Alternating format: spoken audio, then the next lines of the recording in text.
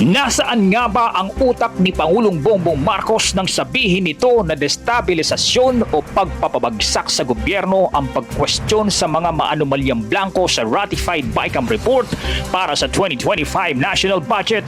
Bagkus nakastiguhin kasi ang mga nasa likod ng questionabling BICAM ay pinanindigan nito ang itinuturing na pinakakorap na budget sa kasaysayan. Pero just in case lang, sir, na pumabor, not in favor of the admin, yung decision ng Supreme Court, meron po ba tayong contingency?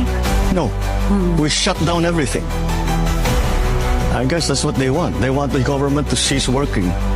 So yung matuloy yung kanilang mga destabilization na ginagawa. Gusto ba talagang sanayin ni Marcos ang mga Pilipino sa katiwalian ng mga opisyal ng pamahalaan, magbulag-bulagan, magpipipipihan at magbingi-bingihan?